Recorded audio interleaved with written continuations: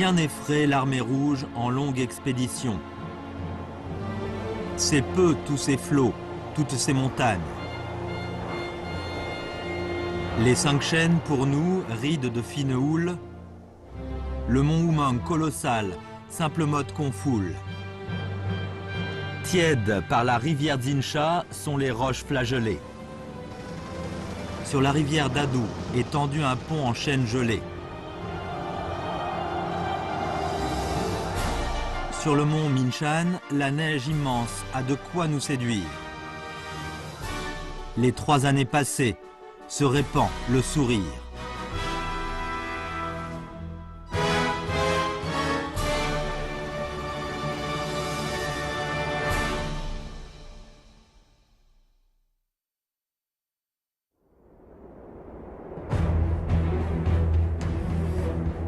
Au début des années 1930, apparurent successivement des zones rouges sur la carte de la Chine. Il s'agissait des bases révolutionnaires que dirigeait le Parti communiste chinois. Elles portaient un nom influencé par l'URSS de l'époque, zone soviétique. À leur apogée, les zones soviétiques totalisèrent plus de 400 000 km² avec une population d'environ 30 millions d'hommes.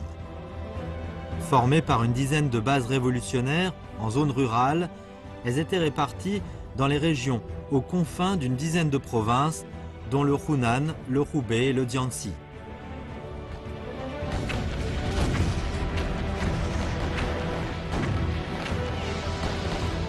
Pourquoi les bases révolutionnaires, qui avaient été si prospères, déclinèrent-elles si vite, en l'espace de quelques années, alors que les troupes d'une importante armée rouge furent contraintes de se retirer des terres qui les avaient nourries?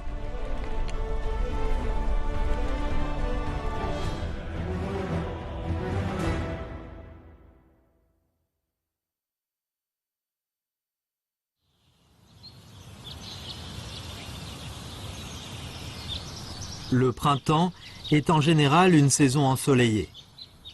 Or, pour la Révolution chinoise, le printemps de 1927 fut une période des plus ténébreuses.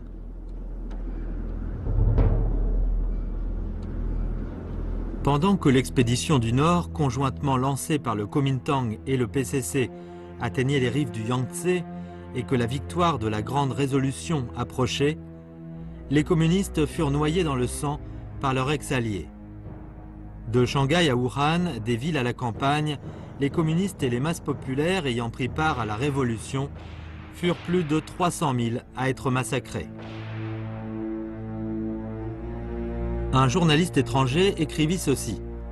En Chine, depuis la répression sanglante des Taiping par l'empereur des Qing dans les années 1850, aucune autre hécatombe ne fut aussi sauvage et cruelle que cette tuerie.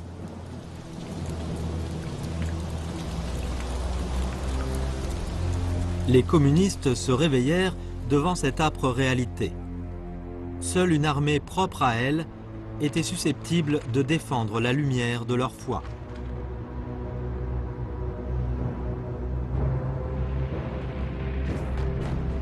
Le 1er août 1927, un coup de fusil dans la ville de Nanchang déchira la sérénité des ténèbres. Ce fut le premier coup tiré sur les réactionnaires du Kuomintang par une révolte armée.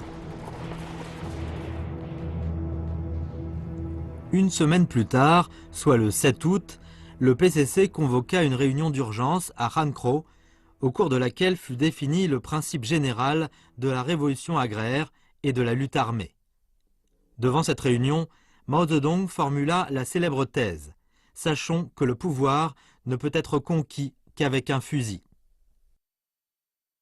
毛主席说的枪杆子里面出政权呢，主要就是要搞武装斗争，用武装来消灭国民党，建立政权。 Le soulèvement de Nanchang, le soulèvement de la récolte d'automne et celui de Guangzhou. Quoique ces actions se soldèrent toutes par un échec, les communistes se relevèrent enfin au milieu de cette tempête de sang et possédèrent pour la première fois des forces armées, bien à eux.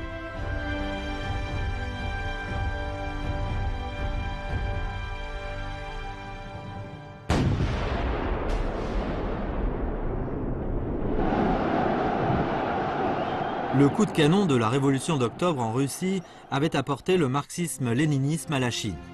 Or, du fait des différences de conditions nationales, apprendre auprès de la Russie ne signifiait pas copier la voie de la révolution russe.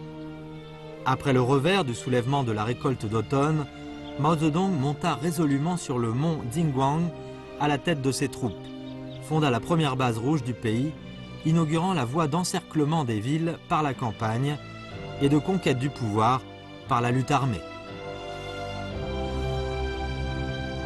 Le 28 avril 1928, les survivants du soulèvement de Nanchang, que Zhu De avait dirigé, rejoignirent les troupes de Mao Zedong au mont Dingguang, d'où l'armée rouge de Zhu Mao. 那个时候朱毛的名字到处都叫得很响亮了，啊，叫朱毛。朱毛这个部队呢是什么呢？是革命的部队，是老百姓的部队，不打人不骂人的部队。 Le 18 juin 1928, le 6e congrès du PCC fut convoqué à Moscou. Le PCC à l'époque était une branche de l'Internationale communiste. Le chef de l'Internationale communiste, Nikolai Ivanovitch Boukharine, était sceptique quant aux bases que le PCC établissait dans les zones rurales en état arriéré et à la transition de la guérilla à la bataille d'envergure de l'armée rouge pour sa stratégie de développement. Il estima « L'armée rouge chinoise va dévorer la dernière poule des paysans ». Mais ce que l'Internationale communiste n'aurait jamais imaginé, à des dizaines de milliers de kilomètres de là, c'est que l'armée rouge de Chine, qui morcelait par le pays par les forces armées dans les zones rurales, produisait un impact de plus en plus important dans le pays. 这时候我们就已经有3块这个根据地了，苏区根据地，啊，游击师啊、抗捐军呐、游击队啊，这个时候的名声就比较大了，敌人也发现我们呢有企图了，所以呢，从1月份开始吧，国民党就组织了第1次围剿。 De novembre 1930 à l'automne 1931, l'armée rouge Zhu Mao brisa 3 encerclements consécutifs du Kuomintang en reliant les 2 zones soviétiques du sud du Jiangxi et de l'ouest du Fujian en une seule, formant la zone soviétique centrale couvrant une superficie de 80 000 km² avec une population de 4,53 millions d'hommes. Cette zone fit écho à 2 autres dont la population dépassait le million. Les zones soviétiques de Hubei-Henan-Anhui et du Hunan-Ouest du Hubei. Elles ressemblaient à des flammes qui tendent à former un grand feu sur la prairie au fin des régions contrôlées par le Kuomintang.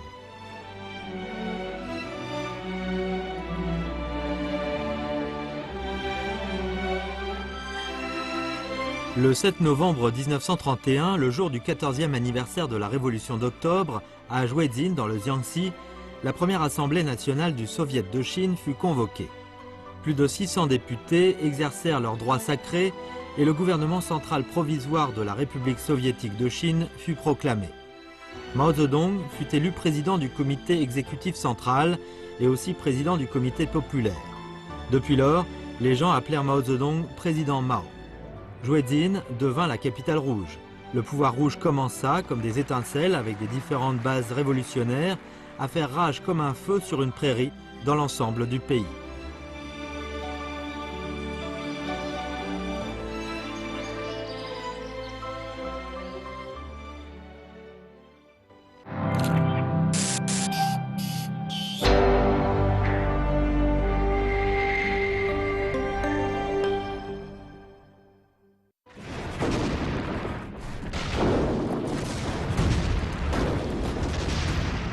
En 1931, le Japon militariste provoqua de façon flagrante l'incident du 18 septembre et envahit le nord-est de la Chine.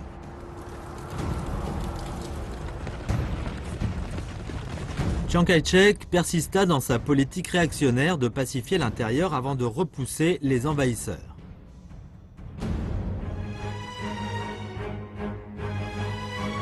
Contrairement à l'administration Chiang, le PCC et le nouveau pouvoir rouge déclarèrent aussitôt la guerre au Japon militariste dans une déclaration solennelle.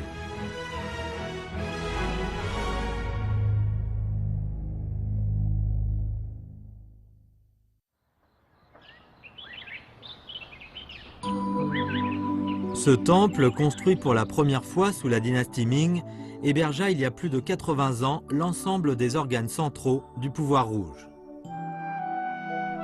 Mao Zedong dit « Notre gouvernement central sera le plus léger du monde. Nos bureaux doivent être principalement dans les rizières, aux champs de bataille et dans le travail concret. » 是与老百姓好应付的。这个群众路线啊，非常好的。哎呀嘞，俺书记个官不就好作风喏，俺是那个官僚就去旁哎公。 该让俺你找草，还就刚革命啊！你就晓得俺关心个，要走山路啊，大瓦等我龙。 Cette chanson, les cadres de la zone soviétique ont un bon style de travail, reflète fidèlement l'image des cadres de l'époque. Ici, le nouveau pouvoir rouge distribua non seulement des terres aux paysans, mais leur permit aussi de s'émanciper politiquement. Ces paysans, qui cultivaient la terre de génération en génération, connurent pour la première fois ce qu'est l'élection, la démocratie et la maîtrise de soi-même.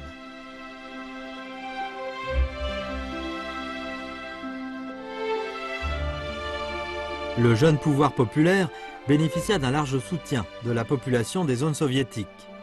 Les masses populaires dans ces zones se joignirent à l'armée rouge avec ardeur.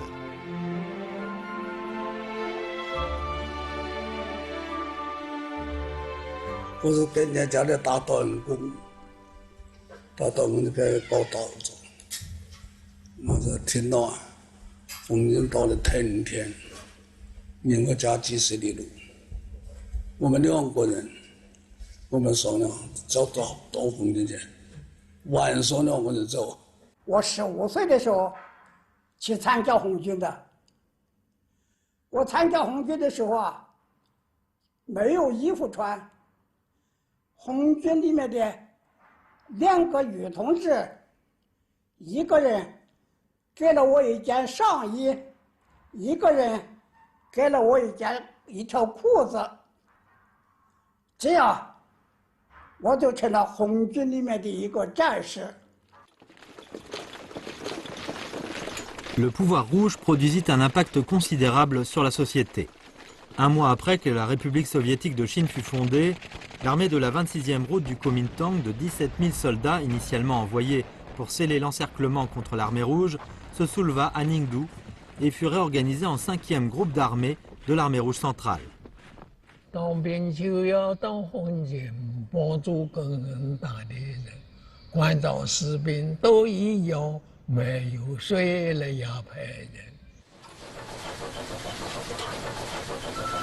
Mao Zedong était parfaitement conscient que dans un pays comme la Chine où les paysans sont majoritaires, la révolution ne pourrait remporter la victoire finale que quand ils seraient mobilisés et qu'on pourrait s'appuyer sur eux, qui soutenaient la révolution du fond du cœur.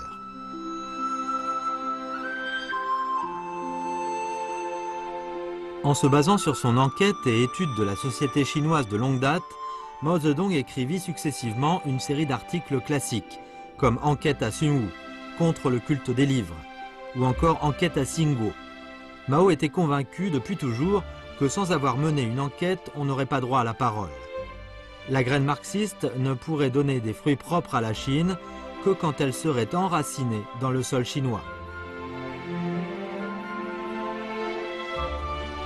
La théorie et la pratique de Mao Zedong furent saluées par la population des bases révolutionnaires, mais rejetées par certains dirigeants du comité central d'alors. Ils reprochaient à Mao Zedong de ne savoir que se balader dans des vallons de montagne, d'être en quelque sorte un marxiste-léniniste des vallons.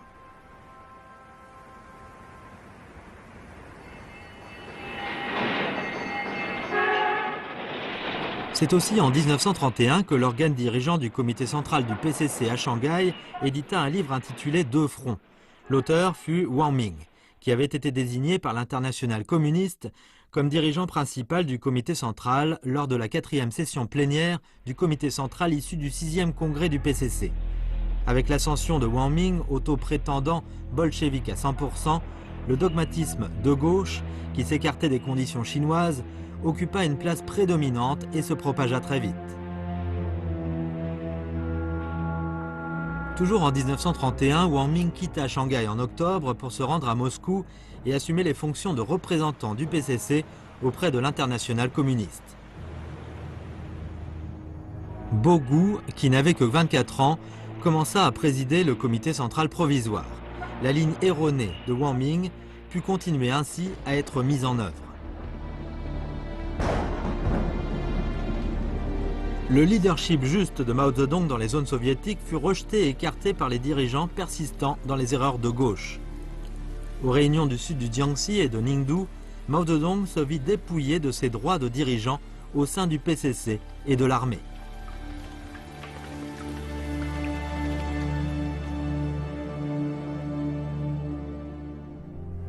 Ironiquement, le comité central provisoire qui critiquait durement l'opinion de Mao Zedong se trouva très vite incapable de siéger en ville et fut contraint de déménager de Shanghai en janvier 1933 pour aller s'installer à Zhuezin, au fin fond des montagnes.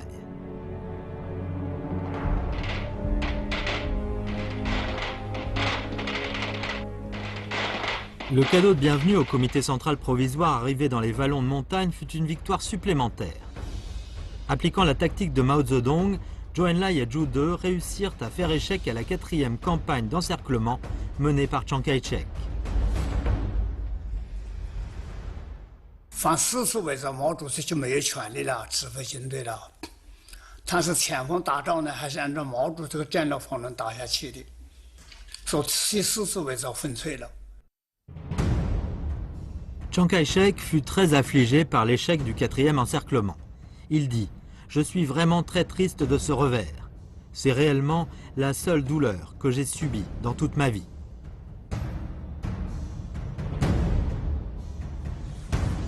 Le 28 janvier 1932, l'armée japonaise lança une attaque surprise à Shanghai, provoquant l'ahurissant incident du 28 janvier.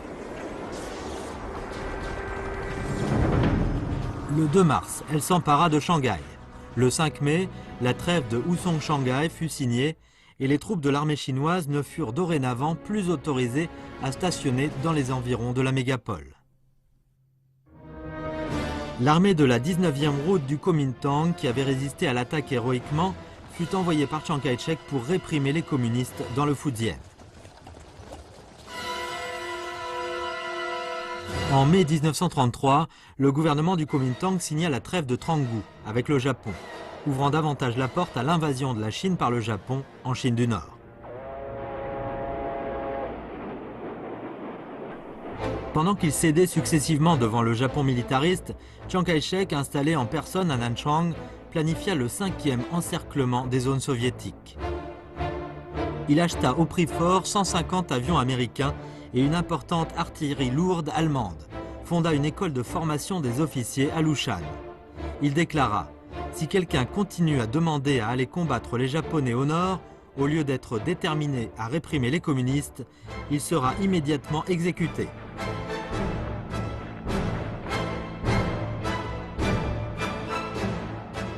Johannes Friedrich Leopold von Seeckt, cet ancien commandant en chef de l'armée de défense d'Allemagne, fut engagé avec un salaire remarquable par Chiang Kai-shek comme conseiller militaire.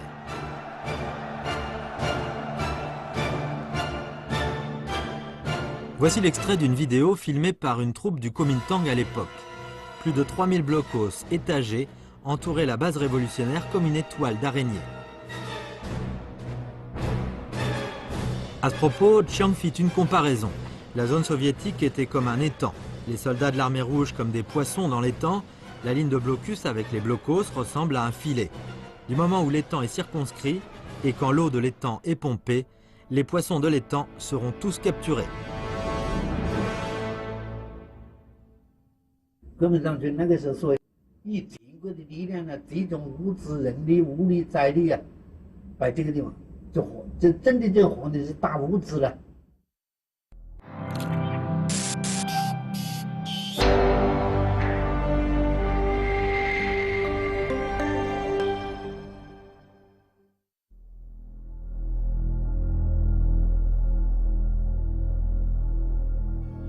En septembre 1933, le Kuomintang déploya 500 000 soldats et avec Chiang au poste de commandant en chef en personne, lança la 5e campagne encerclement contre la zone révolutionnaire centrale.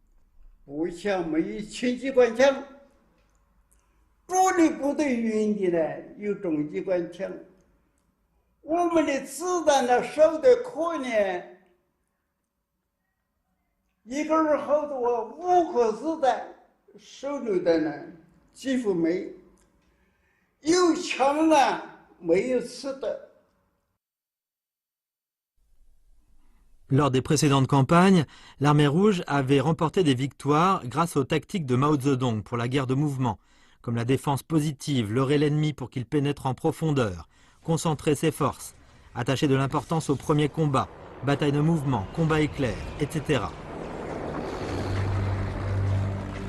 Durant la 5e campagne anti-encerclement, face à la progression menaçante d'importantes troupes du Kuomintang, le comité central provisoire du PCC, avec à sa tête Bogu, pratiqua une ligne militaire aventuriste erronée et la situation tourna très vite à la catastrophe. Le 28 septembre, Lichuan, un district d'importance stratégique de la zone soviétique, tomba.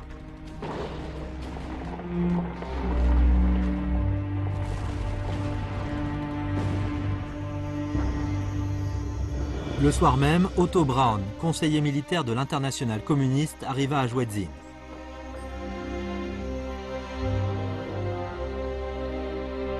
Bogu, qui ne connaissait rien aux questions militaires, fut enchanté de l'arrivée d'Otto Braun. À ses yeux, Otto Braun, diplômé de la prestigieuse école militaire soviétique Mikhail Frunze, ne savait à coup sûr plus long en matière militaire que Mao Zedong et Zhu De réunis, issus des vallons de montagne. Otto Braun, qui ne comprenait pas un seul mot de chinois, déclara lors d'une réunion de la commission militaire « Il est temps de ranger au placard le marxisme-léninisme des vallons. Maintenant, nous devons absolument nous débarrasser de ces choses dépassées et établir une série de nouveaux principes. » La stratégie et les tactiques de Mao Zedong furent une fois de plus rejetées.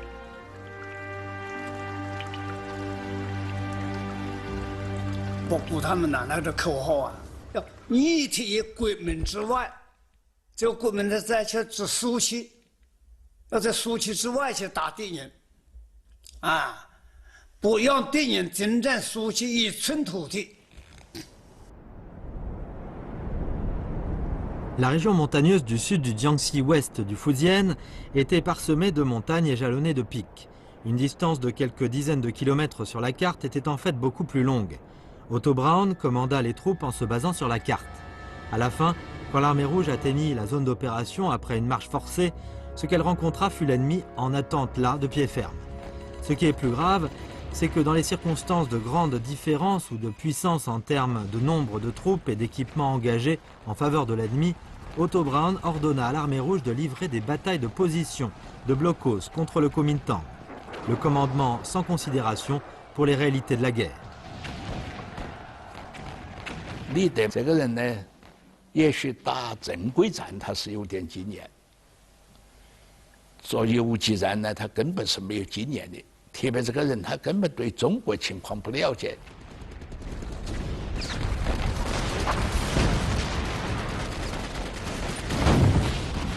Pendant que l'armée rouge centrale se trouvait dans la passivité, une opportunité inattendue fut ouverte soudainement. En novembre 1933, l'armée de la 19e route du Kuomintang, impliquée dans l'encerclement contre l'armée rouge centrale, déclencha l'incident du Fujian, déclarant publiquement son opposition à Chiang et son soutien à la résistance contre l'agression japonaise. Mao Zedong suggéra, le gros de l'armée rouge pourrait en profiter pour sortir de l'encerclement ennemi et engager des batailles dans les vastes régions sans blocos, en guise de soutien à l'armée de la 19e route. De là, nous pourrions mettre en échec le siège ennemi dans le Jiangxi et le Fujian. Cette suggestion totalement faisable de la part de Mao Zedong fut pourtant rejetée. Craignant de perdre la zone soviétique, Bogu et d'autres n'osèrent pas attaquer l'ennemi par derrière. Plus tard, Mao Zedong suggéra de nouveau de lancer une attaque dans la partie centrale du Hunan, ce qui permettrait de déplacer l'ennemi du Jiangxi au Hunan pour l'anéantir. Cette idée fut également rejetée par Bogu et Otto Braun.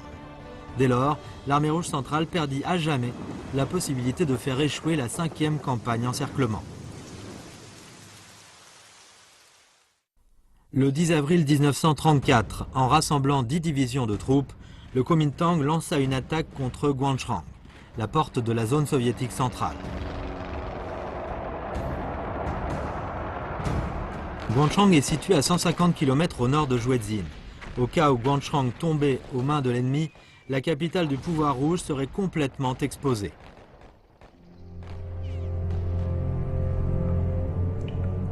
Otto Braun ordonna à l'armée rouge de construire massivement des blocos sur le front, misant tout l'actif de l'armée rouge ou presque à Guanchrang. Les officiers et soldats de l'armée rouge étant confinés dans leur position, ils devinrent les cibles des raids aériens et des bombardements massifs de la part de l'artillerie du Kuomintang. 人家有飞机打炮，咱们呢打炮也很少很少，飞机没有，是吧？另外也用碉堡政策，吹到哪里碉堡做到哪里。我们也在这边也做碉堡，你的碉堡做好了以后，他一个炮弹就给你打掉了，他的那你打不了。我在云市修碉堡吧，我修了1个月，那没有手榴弹。 用这个酒瓶子搞海水炸药倒手榴弹扔出去，看见那个松树到路财，没有子弹。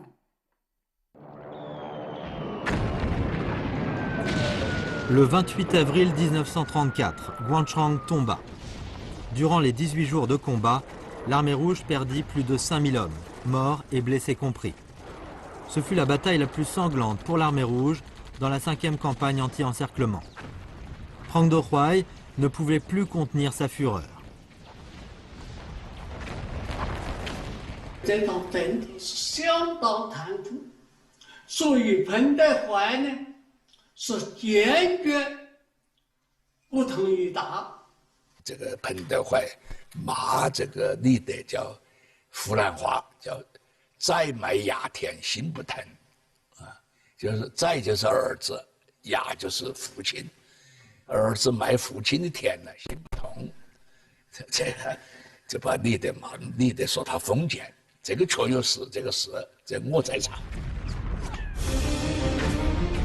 Après avoir pris le contrôle de Guanchrang, les troupes du Kuomintang se divisèrent en plusieurs routes pour s'attaquer à Singguo, Ningdu, Shechang, etc. de la zone soviétique menaçant directement Jwezin. La zone soviétique, qui avait été rutilante, fut exposée au danger imminent. En mai 1934, le comité central du PCC fut contraint d'envisager de se retirer de la zone soviétique centrale. Le 25 juin, l'internationale communiste donna son aval. Aussi, Bogu, Otto Braun, alias Lide, et Zhou Enlai formèrent-ils une troïka et commencèrent à planifier discrètement le retrait stratégique. Cet échec sanglant inquiéta tout le monde dans l'armée rouge, du haut en bas.